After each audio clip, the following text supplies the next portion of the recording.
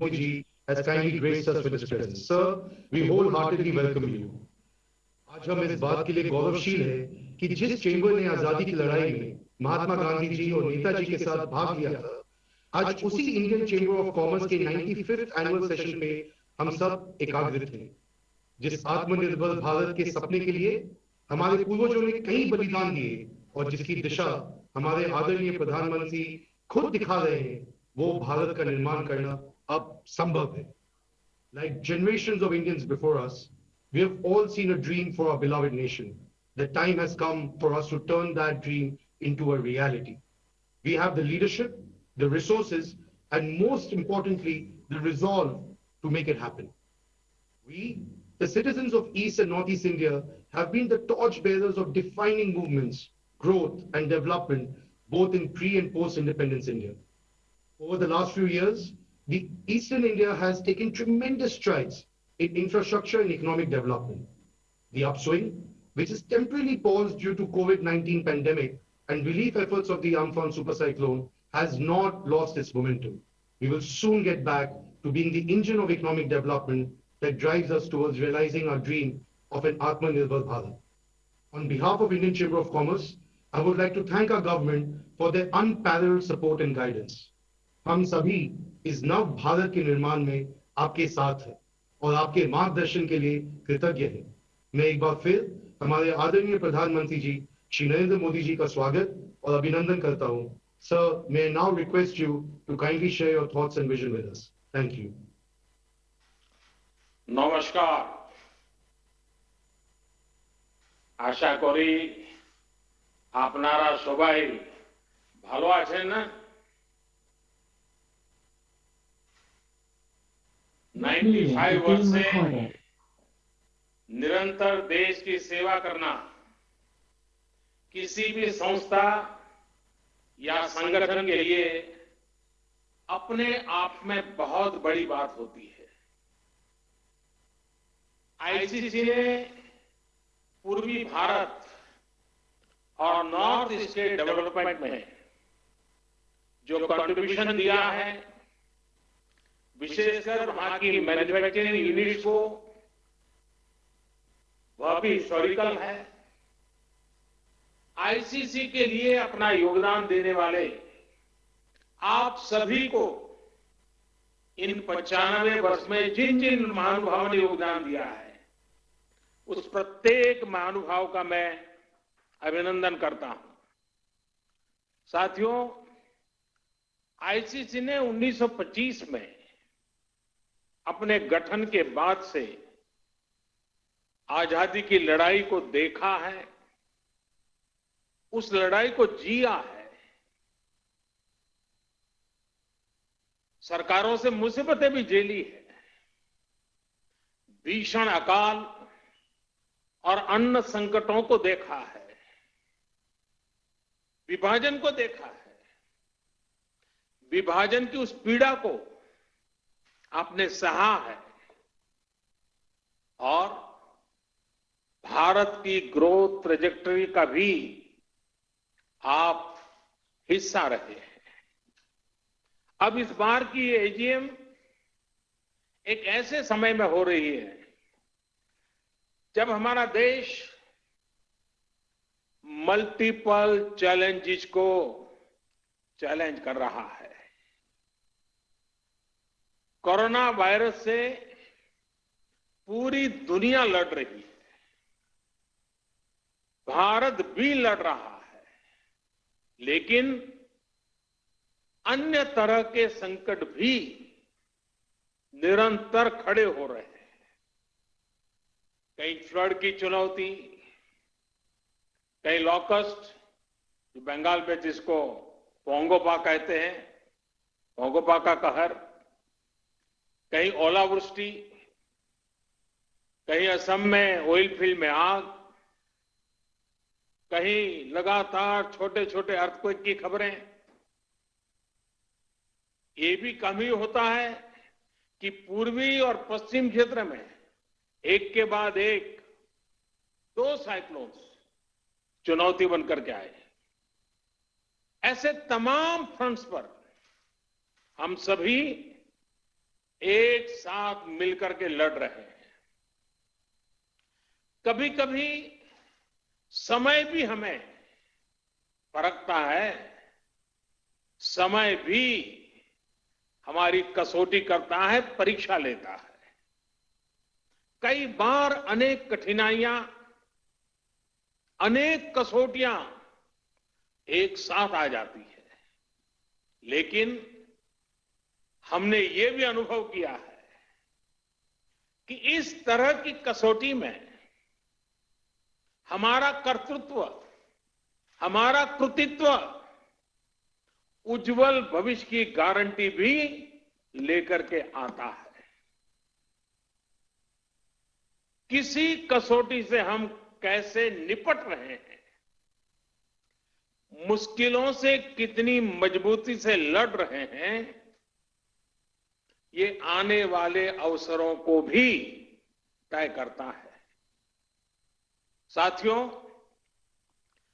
हमारे यहां कहा जाता है, मन के हारे हार, मन के हारे हार, मन के जीते जीत। यानी हमारी संकल्प शक्ति, हमारी इच्छा शक्ति ही हमारा आगे का मार्ग तय करती है।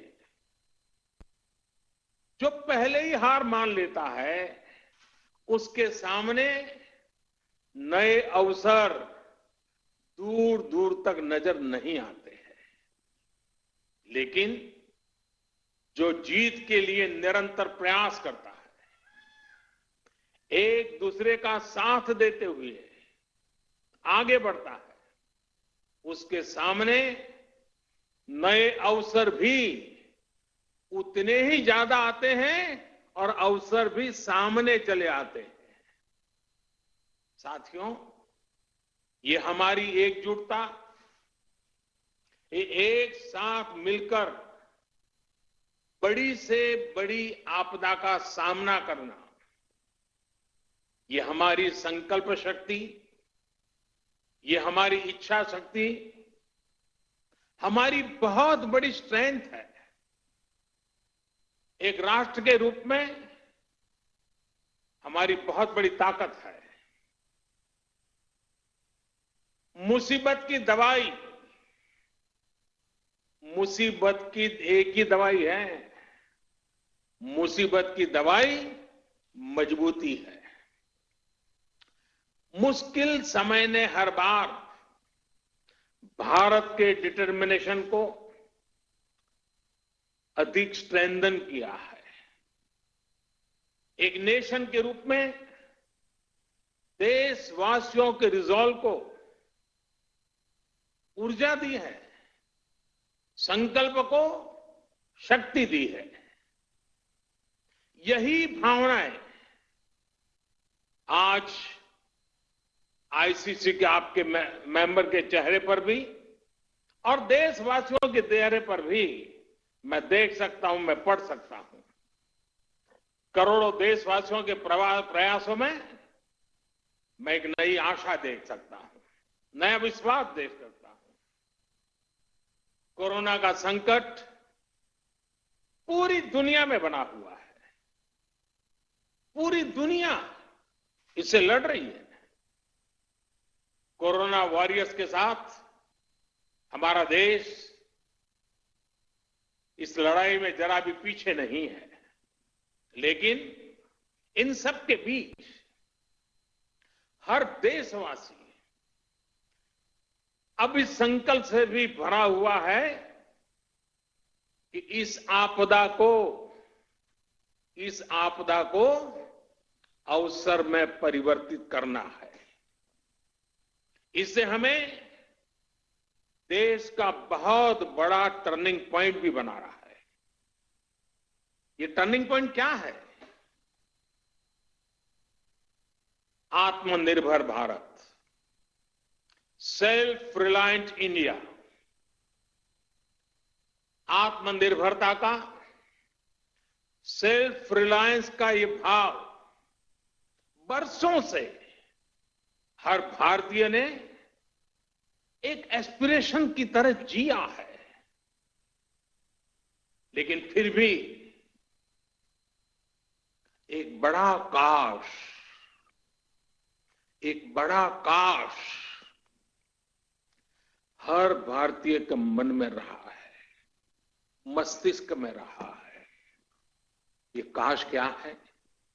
काश हम मेडिकल इक्विपमेंट के क्षेत्र में आत्मनिर्भर होते, काश हम डिफेंस मैन्युफैक्चरिंग में आत्मनिर्भर होते, काश हम कोल और मिनरल्स के सेक्टर में आत्मनिर्भर होते, काश हम एडिबल ऑयल में, फर्टिलाइजर्स के क्षेत्र में आत्मनिर्भर होते, काश हम इलेक्ट्रॉनिक मैन्युफैक्चरिंग में आत्मनिर्भर होते, काश हम सोलर पैनल्स, बैटरीज और चिप मैन्युफैक्चरिंग में आत्मनिर्भर होते, काश हम एविएशन सेक्टर में भी आत्मनिर्भर होते।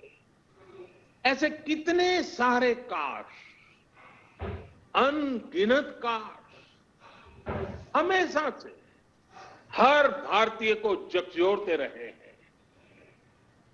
साथियों, एक बहुत बड़ी वजह रही है कि बीते 5-6 वर्षों में देश की नीति और रीति में भारत की आत्मनिर्भरता का लक्ष्य सर्वोपरि रहा है।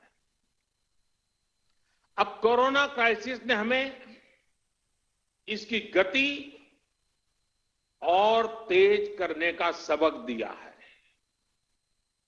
इसी सबक से निकला है आत्मनिर्भर भारत अभियान। साथियों, हम देखते हैं परिवार में भी संतान, बेटा हो या बेटी, 18-20 साल का हो जाता है तो मां बाप उसे सबसे पहले कहते हैं कि अपने पैरों पर खड़े रहना सीखो। हर परिवार में सुना होगा, आप जो मुझे सुन रहे सबने सुना होगा कि 18-20 साल की उम्र में उनके मां बाप ने उनको कहा होगा कि बेटे, बेटी, अब अपने पैरों पर खड़े रहना सीखो। एक तरह से आत्मनिर्भर भारत का पहला पाठ परिवार से ही शुरू होता है। भारत को भी अपने पैरों पर ही खड़े होना होगा। साथियों, आत्मनिर्भर भारत अभियान का सीधा सा मतलब है कि भारत दूसरे देशों पर अपनी निर्भरता कम से कम करे। हर वो चीज जिसे इंपोर्ट करने के लिए देश मजबूर है, वो भारत में ही कैसे बने। भविष्य में उन्हीं प्रोडक्ट्स का भारत एक्सपोर्टर कैसे बने, इस दिशा में हमें और तेजी से काम करना है। इसके अलावा हर वो सामान जो भारत का लघु उद्यमी बनाता है, हमारे हैंडीक्राफ्ट वाले जो सामान हमारे सेल्फ हेल्प ग्रुप से जुड़े करोड़ों गरीब बनाते हैं, जो दशकों से हमारे यहां बनता आ रहा है, गलियों मोहल्लों में बिकता रहा है, उसे छोड़कर विदेश से वही सामान मंगाने की प्रवृत्ति, इस पर भी हमने आत्मसंयम बरतना है, हमें नियंत्रण करना है।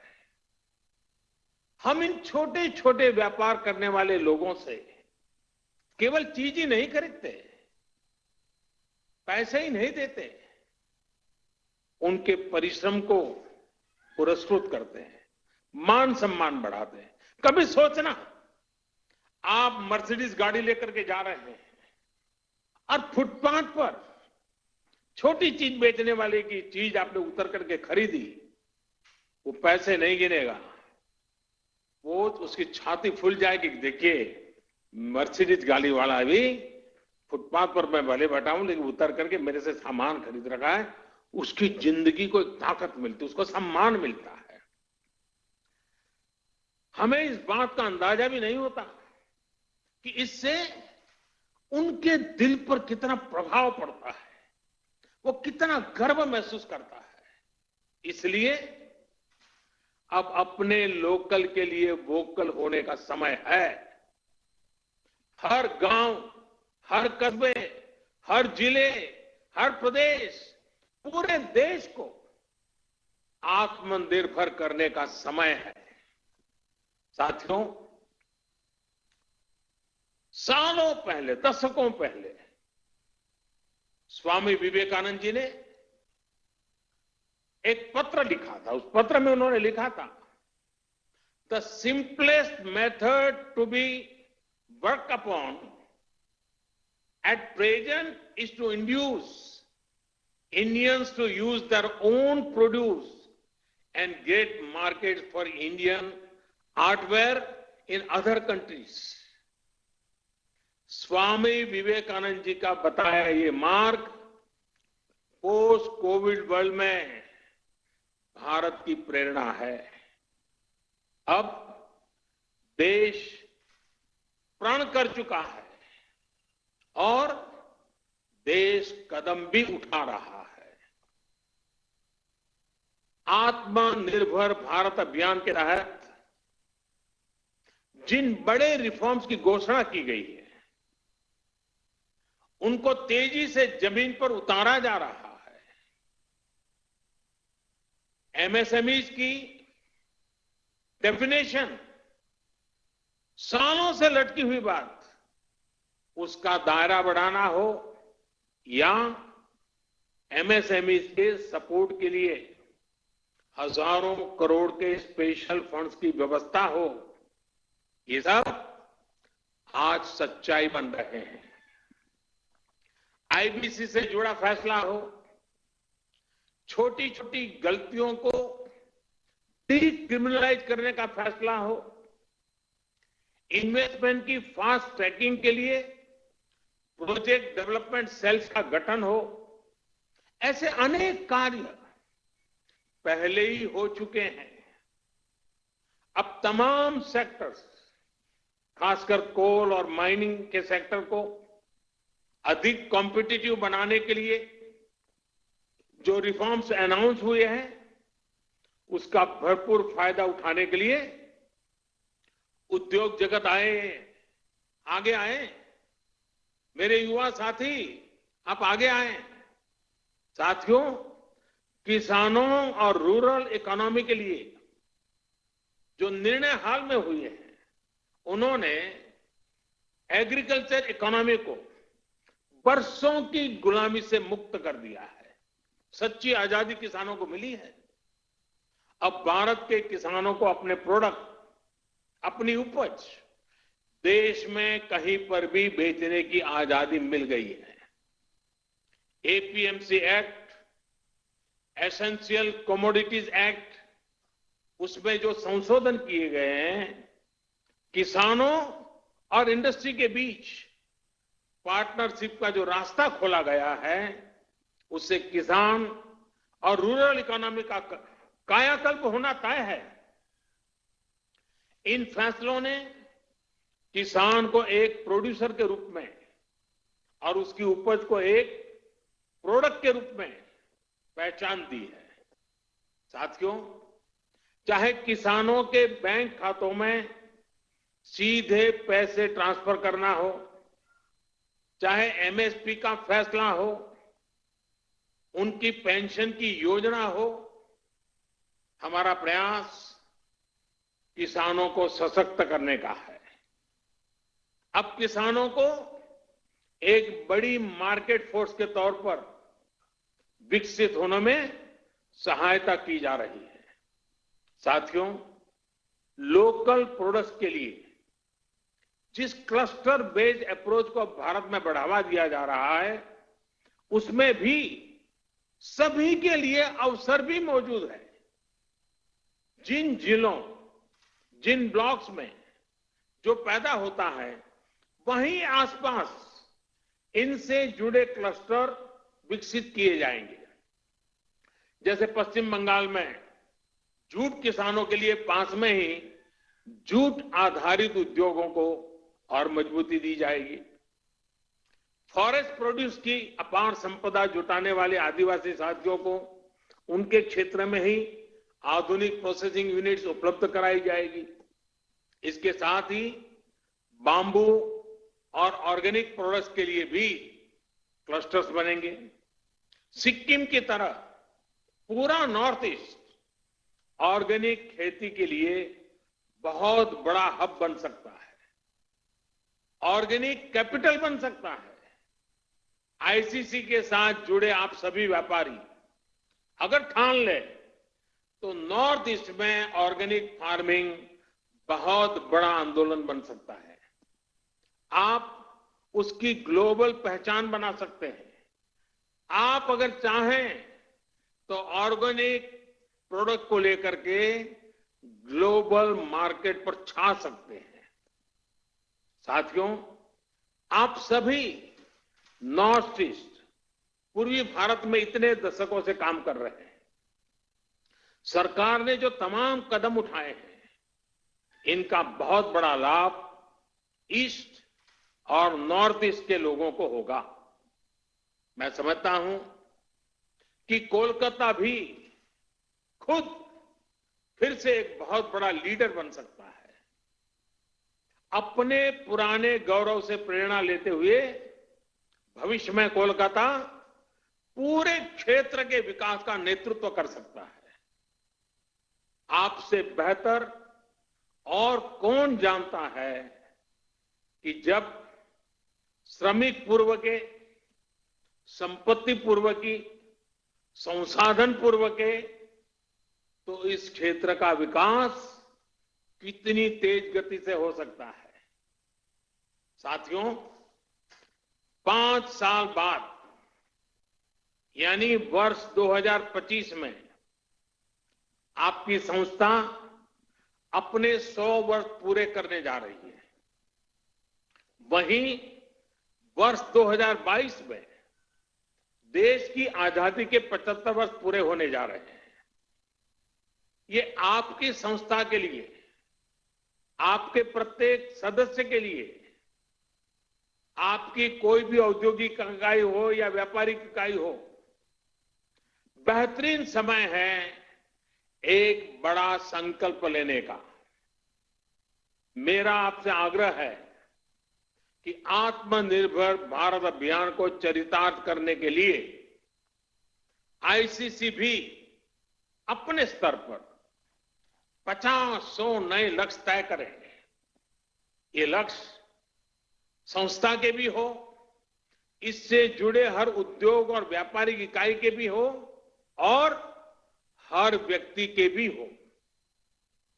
आप जितना अपने लक्ष्य की ओर आगे बढ़ेंगे उतना ही ये अभियान पूर्वी भारत में, नॉर्थ ईस्ट में आगे बढ़ेगा, जो देश को भी आगे ले जाएगा। साथियों, मैन्युफैक्चरिंग में बंगाल की ऐतिहासिक श्रेष्ठता को हमें पुनर्जीवित करना रहेगा। हम हमेशा सुनते आए हैं, what Bengal thinks today, India thinks tomorrow.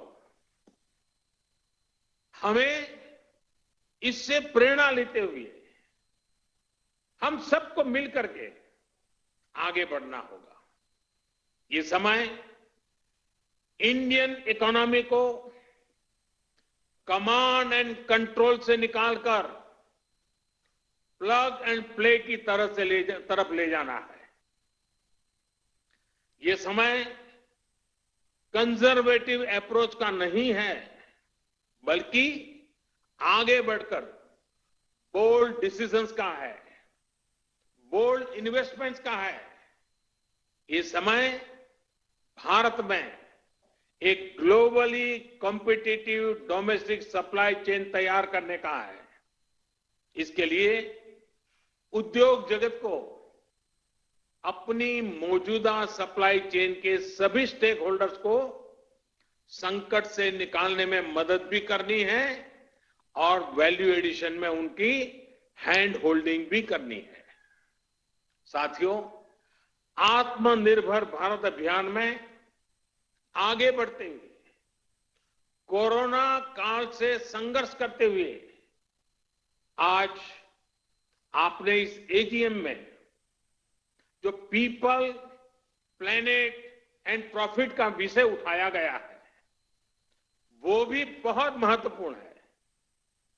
कुछ लोगों को लगता है कि ये तीनों एक दूसरे के ऑपोजिट है, विरोधाभासी है, लेकिन ऐसा नहीं है। पीपल, प्लेनेट एंड प्रॉफिट एक दूसरे से इंटरलिंक है। ये तीनों एक साथ फ्लरिश कर सकते हैं, को एग्जिस्ट कर सकते हैं। मैं आपको कुछ उदाहरण देकर समझाता हूं। जैसे भारत में हमने एलईडी बल्ब का एक बहुत बड़ा अभियान चलाया। अब ये एलईडी बल्ब अपने आप में एक बड़ा प्रेरक उदाहरण है। 5-6 वर्ष पहले एक एलईडी बल्ब 350 रुपये से भी ज्यादा में मिलता था। आज वही बल्ब 50 रुपये तक में मिल जाता है। आप सोचिए, कीमत कम होने से देश भर में करोड़ों करोड़ों की संख्या में एलईडी बल्ब घर घर पहुंचे हैं, स्ट्रीट लाइट्स में लग रहे हैं। ये क्वांटिटी इतनी बड़ी है कि इससे उत्पादन की लागत कम हुई है और प्रॉफिट भी बढ़ा है। इससे लाभ किसको मिला है? पीपल को, आम देशवासी को, जिसका बिजली का बिल कम हुआ है। एक मोटा मोटा अंदाज में लगा सकता हूं, आज प्रतिवर्ष एवरी ईयर देशवासियों के करीब करीब 19,000 करोड़ रुपए बिजली के बिल में एलईडी की वजह से बच रहे हैं। 19,000 करोड़ रुपए आपके जेब में बचना, ये बचत गरीब को हुई है, ये बचत देश के मध्यम वर्ग को हुई है और लगातार होने वाली है। इसका लाभ प्लेनेट को भी हुआ है। सरकारी एजेंसियों ने जितने एलईडी बल्ब कम कीमत पर बेचे हैं, अकेले उससे ही हर साल करीब करीब 4 करोड़ टन कार्बन डाइऑक्साइड का एमिशन कम हुआ है। यानी प्रॉफिट दोनों को है, दोनों के लिए विन विन सिचुएशन है। उत्पादक भी कमाता है, विक्रेता भी कमाता है और खरीदार भी कमाता है, और प्लेनेट का तो भला हुआ ही हुआ है। अगर आप सरकार की अन्य योजनाओं और फैसलों को भी देखें तो बीते 5-6 वर्षों में पीपल, प्लेनेट एंड प्रॉफिट का ये कंसेप्ट जमीन पर और मजबूत हुआ है। अब जैसे अभी आपने भी देखा है कि कैसे सरकार का बहुत ज्यादा जोर इनलैंड वाटरवेज पर है। हल्दिया से बनारस तक तो वाटरवेज चालू हो चुका है। अब मैं बनारस का एमपी हूं, इसलिए मुझे आपसे जुड़ने हुए आनंद भी आता है। अब वो चालू भी हो चुका है। अब नॉर्थ ईस्ट में भी वाटरवेज बढ़ाया जा रहा है। इन वाटरवेज से पीपल का फायदा है, क्योंकि इससे लॉजिस्टिक्स का खर्च कम होता है। इन वाटरवेज से प्लेनेट का भी फायदा है, क्योंकि इससे ईंधन कम जलता है। और हमें ये भी नहीं भूलना चाहिए कि ये पेट्रोल डीजल के इंपोर्ट को कम करेगा, रोड पर ट्रैफिक कम करेगा, सामान सस्ते में पहुंचाएगा, सामान सस्ता मिलेगा, शॉर्टेज रूट से जल्दी पहुंचेगा। खरीदने वाले और बेचने वाले दोनों को इसमें प्रॉफिट ही प्रॉफिट है। यानी पीपल भी है, प्लेनेट भी है, प्रॉफिट भी है। साथियों, भारत में एक और अभियान अभी चल रहा है, देश को सिंगल यूज प्लास्टिक से मुक्त करने का। इसमें पीपल, प्लेनेट और प्रॉफिट तीनों ही विषय एड्रेस होते हैं। विशेषकर पश्चिम बंगाल के लिए तो ये बहुत ही फायदेमंद है। इससे आपके यहां जूट का कारोबार बढ़ने की संभावना अनेक गुना बढ़ जाती है। और मैं तो आपसे पूछूंगा, क्या आप लोगों ने इसका फायदा उठाया कि नहीं उठाया? क्या अब पैकेजिंग मटेरियल, नई नई वैरायटीज, नए नए थैलिए, नए नए पर्स प्लास्टिक की जगह पर जूट से बनाना शुरू किया कि नहीं किया? एक तरह से मैं कहूंगा ये एक निर्णय, सिंगल यूज प्लास्टिक से मुक्ति का एक निर्णय, आप आईसीसी के मेंबर जो उस इलाके में ज्यादा काम करते हैं, आपकी तो पांचों उंगलियां घी में है और आपको तो इस मौके का और फायदा उठाना चाहिए। और अगर ये मौका छोड़ देंगे तो फिर कौन मदद करेगा? सोचिए, जब पश्चिम बंगाल में बना जूट का बैग हर किसी के हाथ में होगा तो बंगाल के लोगों को कितना बड़ा प्रॉफिट होगा। साथियों, पीपल सेंट्रिक, पीपल ड्रिवन और प्लैनेट फ्रेंडली डेवलपमेंट की अप्रोच अब देश में गवर्नेंस का हिस्सा बन गई है। जो हमारे टेक्नोलॉजिकल इंटरवेंशंस है वो भी पीपल, प्लैनेट और प्रॉफिट के विचार के अनुकूल ही है। यूपीआई के माध्यम से हमारी बैंकिंग टचलेस, कॉन्टैक्टलेस, कैशलेस और 24/7 365 डे संभव हो पाई है। भीम ऐप से ट्रांजैक्शन के अब नए नए रिकॉर्ड बन रहे हैं। रुपे कार्ड अब गरीब, किसान, मध्यम वर्ग, देश के हर वर्ग का पसंदीदा कार्ड बनता जा रहा है। जब हम आत्मनिर्भर भारत की बात करते हैं तो क्यों न गर्व के साथ रुपे कार्ड का इस्तेमाल करें। साथियों, अब देश में बैंकिंग सर्विस का दायरा उन लोगों तक भी पहुंच पाया है जिनको लंबे समय तक हैव नॉट्स की श्रेणी में रखा गया था। डीबीटी, जैम, JAM यानी जनधन, आधार, मोबाइल के माध्यम से बिना लीकेज करोड़ों बेनिफिशियरीज तक, करोड़ों लाभार्थी तक जरूरी सहायता पहुंचाना संभव हुआ है। इसी तरह गवर्नमेंट ई मार्केट प्लेस, और मैं चाहूंगा सभी व्यापारी आलम इसको ध्यान से सुने, गवर्नमेंट ई मार्केट प्लेस यानी GEM, आप वेबसाइट पे जाकर इसकी डिटेल देख सकते हैं। GEM ने पीपल को सरकार के साथ जुड़कर प्रॉफिट कमाने का एक अवसर दिया है। आप ये जानते ही हैं कि jam platform, GEM, jam platform पर छोटा हो या बड़ा, व्यक्तिगत रूप से काम करता हो या सेल्फ हेल्प ग्रुप चलाता हो, MSME हो या बड़ा व्यापारी हो, सीधे सीधे भारत सरकार को अपने गुड्स और अपनी सर्विसेज उपलब्ध करा सकते हैं और बड़ी ट्रांसपेरेंसी के साथ। पहले तो जब तक इतने लाख का टर्नओवर नहीं होता है, इतना बड़ा ब्रांड नहीं होता है, इतना बड़ा नाम नहीं होता है, तब तक आप सरकार को माल बेचने के लिए सोच ही नहीं सकते थे। आज हमने वो रास्ता खोला है कि आप सीधे भारत सरकार की बड़ी से बड़ी इकाई, इवन PM ऑफिस में भी आपका माल पहुंच सकता है, प्रधानमंत्री को भी पहुंच सकता है।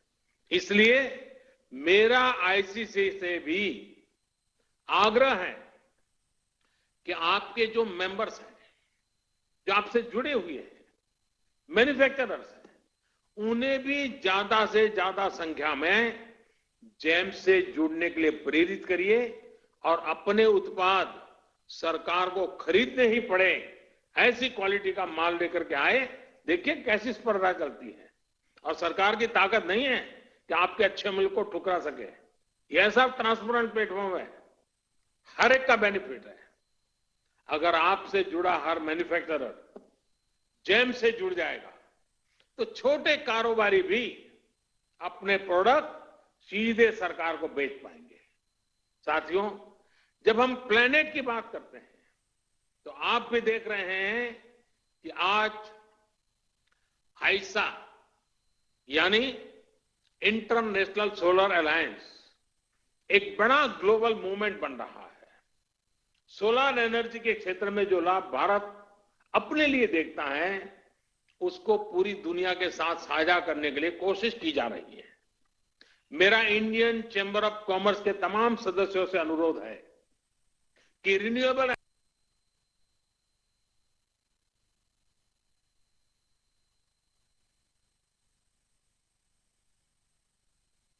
So that was Prime Minister addressing the और 95th इन्वेस्टमेंट को session विस्तार of the दें। ICC.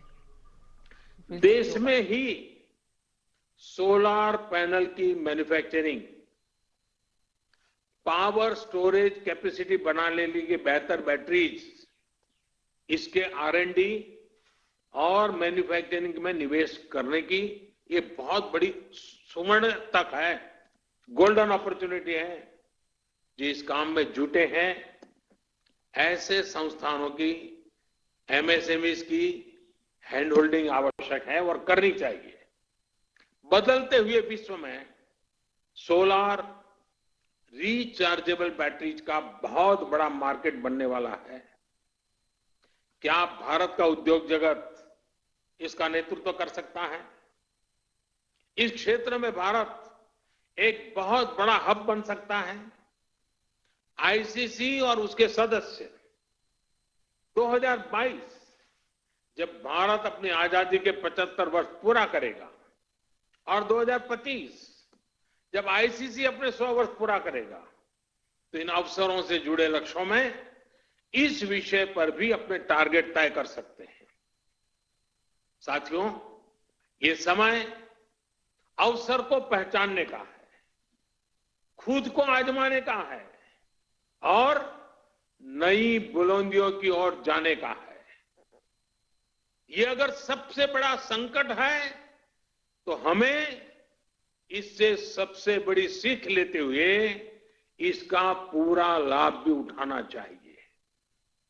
मैं आपको आश्वस्त करता हूं कि सरकार इसके लिए पूरी तरह से कमिटेड है, आपके साथ है। आप बेहिचक आगे बढ़िए, नए संकल्पों के साथ, नए विश्वास के साथ आगे बढ़िए।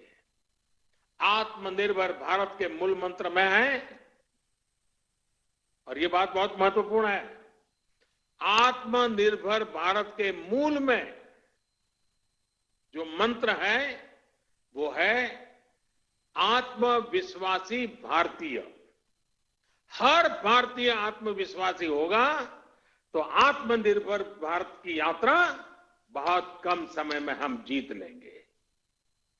गुरुवर टैगोर ने अपनी कविता नूतन जोगेर भोर में कहा है,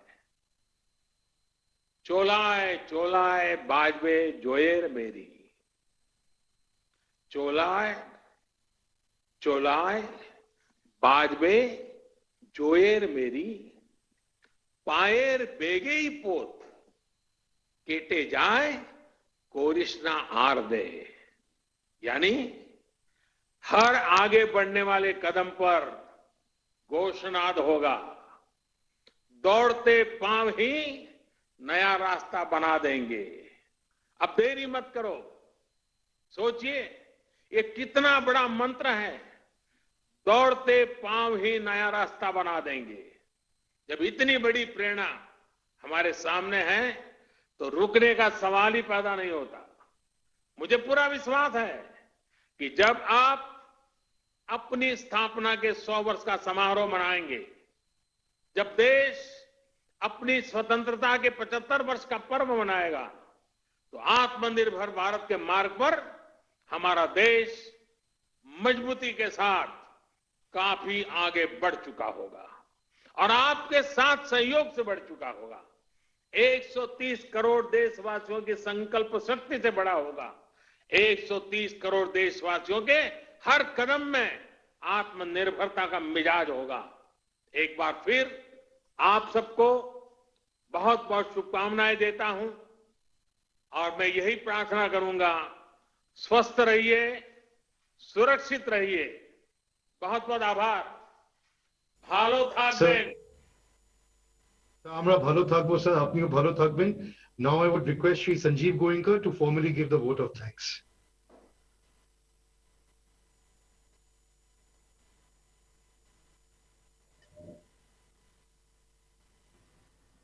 Decisive, confident और visionary leadership देखी है।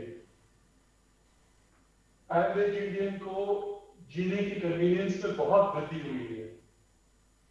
एक नई दिशा मिली है, एक नया संकल्प मिला है, एक नया मार्ग मिला है और विश्व भर में आज भारतीय सिर ऊंचा करके रह सकता है, जी सकता है, घूम सकता है, व्यवसाय कर सकता है। ये प्रेरणा आपने और आपकी सरकार ने दी है। आपने एक विश्वास दिया है कि हम कर सकते हैं। We can do it. And sir, today I tell you that we will do it.